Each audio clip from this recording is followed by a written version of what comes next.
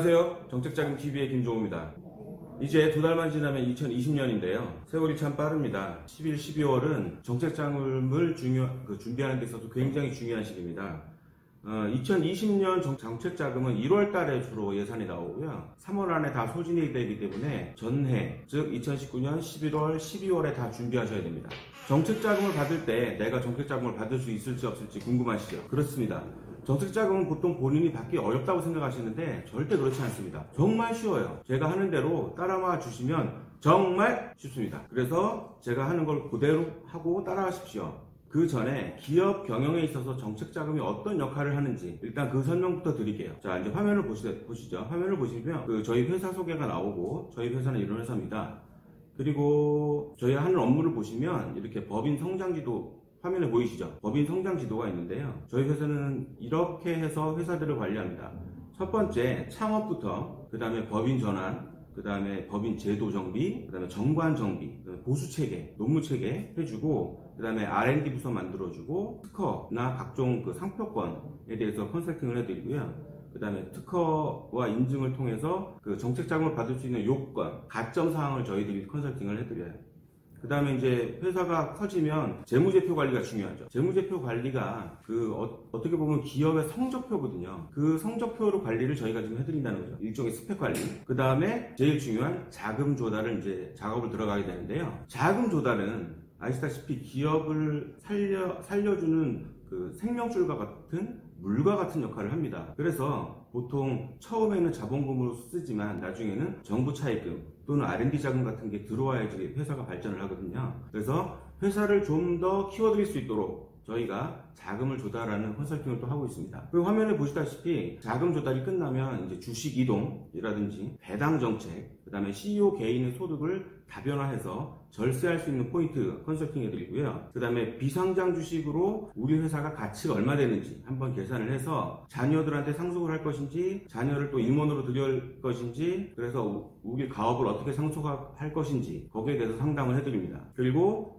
회사가 커지면 이제 외감 준비를 하셔야 돼요. 매출이 100억이 넘어가면 이제 외감 준비를 하셔야 되고, 그 다음에 세무조사가 나왔을 때는 어떻게 대응할지, 그래서 모의 세무조사 이런 것도 한번 해 보셔야 되고요. 그 다음에 자기 주식 취득 같은 걸로 이제 회사의 현금 흐름을 원활하게 한 다음에 상속 플랜으로 가게 됩니다. 그래서 이 회사를 상장시킬 건지, 아니면 매각시킬 건지, 아니면 이 회사를 청산할 것인지, 그리고 아니면 자녀들한테 물러서 가업 승계로 갈 것인지를 정하시면 돼요. 이런 전반적인 컨설팅을 저희가 해드리는데, 오늘은 이 많은 성장 프로세스 중에 제일 중요한 자금에 대해서 말씀드리겠습니다. 정책 자금은 크게 4가지 종류가 있는데요. 첫 번째는 창업기업 자금이라고 해서 창업한 지 7년 이내에 신생기업에게 제공하는 자금이 있고요. 여기에는 회사를 창업하기 전 예비 창업자들한테도 지원되는 자금이 있습니다. 그런 자금이 있고요. 또 하나는 신성장 기반 자금, 7년 이상의 기업인데 어느 정도 자리가 잡혀서 자금이 지원되면 더욱더 성장을 높여줄 수 있는 그런 회사를 위한 자금이 있고요. 또 하나는 이제 한번 사업이 어려워져서 회사가 폐업 위기에 있어요. 그래서 구조조정이나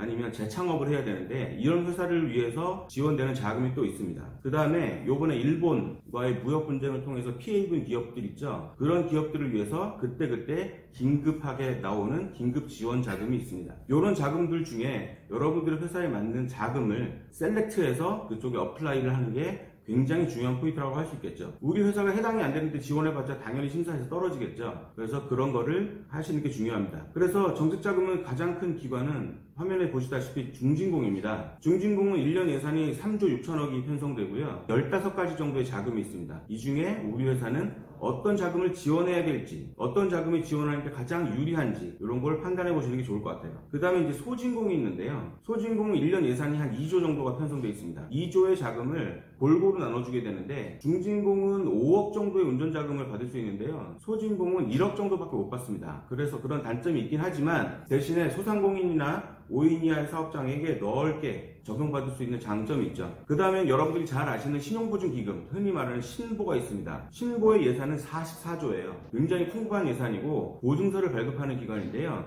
신보에서 보증서를 발급해주면 그걸 가지고 은행에 가서 그거를 이제 대출을 실행하게 되죠.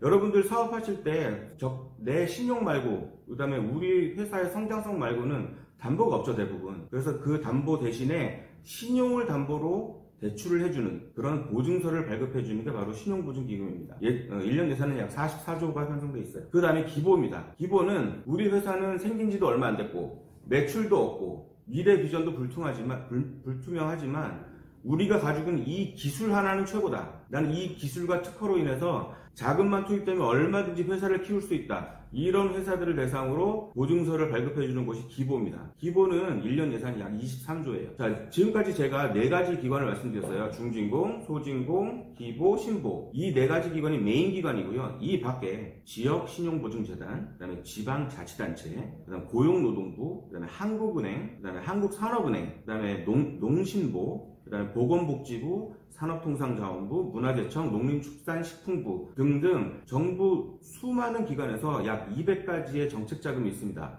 이 중에 여러분들한테 맞는 자금을 초이스해서 어플라이 하시면, 특히 제일 중요한 1, 2, 3월에 어플라이 하시면 여러분들도 쉽게 자금을 받으실 수 있을 거예요. 자, 그러면 그 다음으로 이제 무상지원금이 있는데요. 지금까지 말한 정책자금은 저리로 받았다가 나중에는 결국 상환을 하셔야 되는데, 무상지원금이 있습니다. 이거는 한번 주고 반환 안 하셔도 돼요. 그냥 무상으로 나오는 지원금이 있습니다. 크게 고용지원금이 있고요. 그 다음에 고용 환경을 개선하는 데 들어가고, 또 청년을 고용하면 매월 75만원씩 3년 동안 총 2,700만원을 지원해주는 그런 제도도 있고요.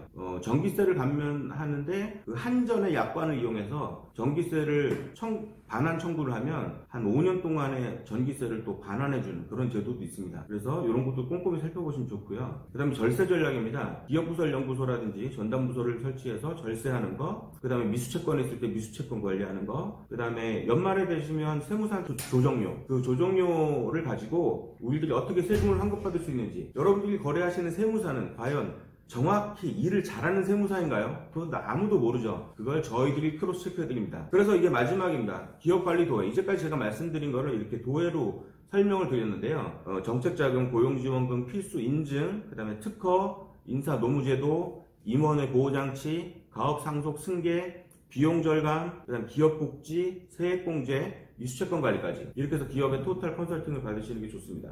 그리고 오늘 설명드린 자금, 제가 설명드리고 이 후속 영상에 어떤 웹사이트에 가서 어떻게 예약하는지를 제가 알려드릴게요. 따라만 하시면 여러분들도 충분히 할 수 있습니다. 지금 준비하셔야 되는 거 잊지 마세요. 다음에 뵙겠습니다. 오늘 이 영상이 도움이 되셨다면 좋아요, 그 다음에 구독 꼭 눌러주세요. 감사합니다.